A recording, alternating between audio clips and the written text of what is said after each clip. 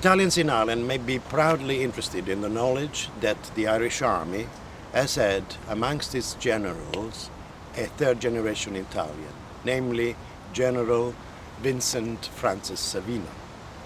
In 1890, his grandfather came to Ireland en route to the United States and decided to settle in Dublin. Here he married Mary Rose Gasparo, from whom he had 4 children.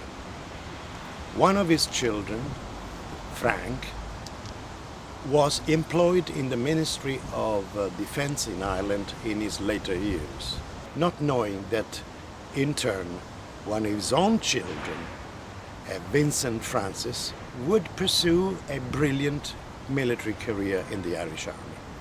General Savino, who is retired a good few years now, talked to us at the headquarters of the Irish United Nations Veterans Associations, which is beside this wonderful park, which is the Easter 1916 Rising Memorials.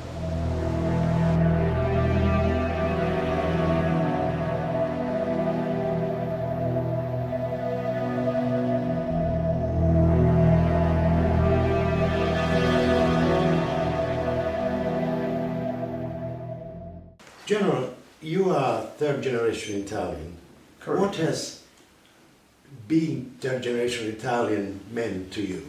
Well, I hope I've taken the best part of the Italian succession with me. I'm very conscious of the fact that my grandfather came here from Italy so long ago and made his home here, like a lot of Italians did. And I'm very conscious of that. And my grandfather and my father were both musicians, so music has been very important to me. And my father was a lifelong admirer of Beniamino Gigli. If you remember the great tenor, yes. And his music was always played at home. And of course there was always music with my father being a violinist and my grandfather being a violinist. So music has been certainly one of my big part of your life. Yes. So you have been involved as a general in the army, and you've been all over the world with the United Nations troops. Which has been the highlight of your career? Well, overseas I was a battalion commander in the Lebanon, and I was the Deputy Chief of Staff in the Lebanon for a year afterwards. So the battalion, being a battalion commander and having command of about 750 people and being responsible for them was a tough job. But I enjoyed every bit of it. But you must have good memories and also very tragic memories, I suppose. Indeed I do, yes. I lost a lot of good friends over the years overseas, and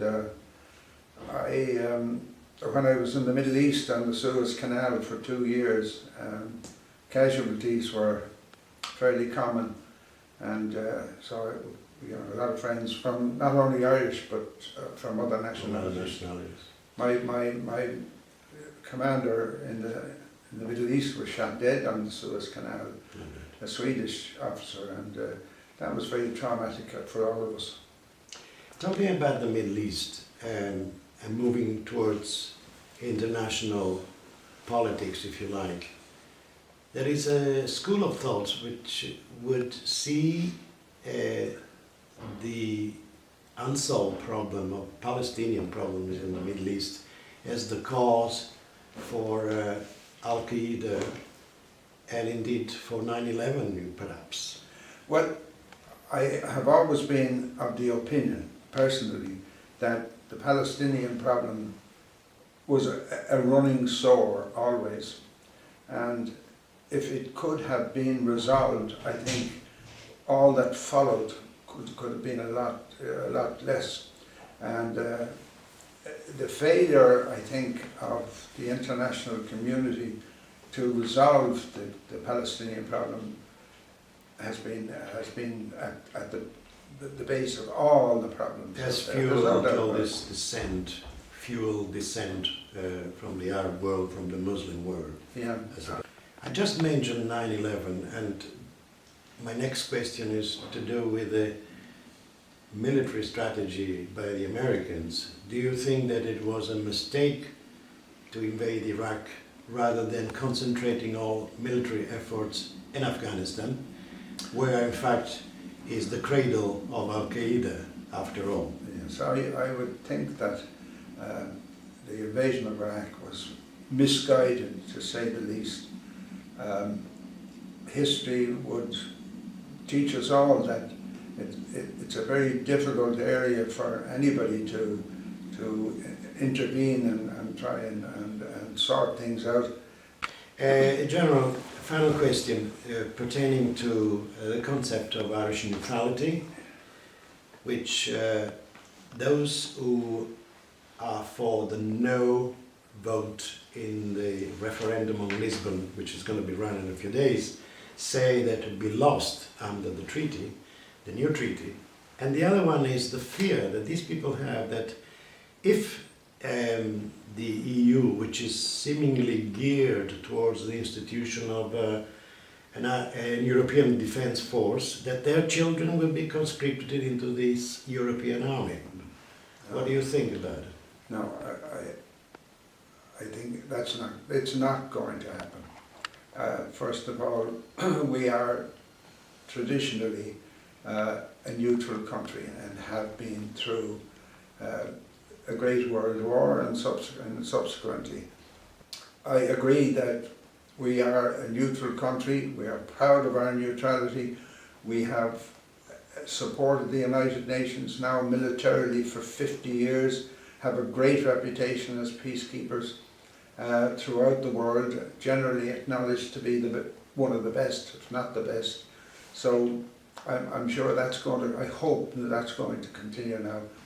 But a possible scenario, from what we understand, is that if there is a European defence force, then it will be left to the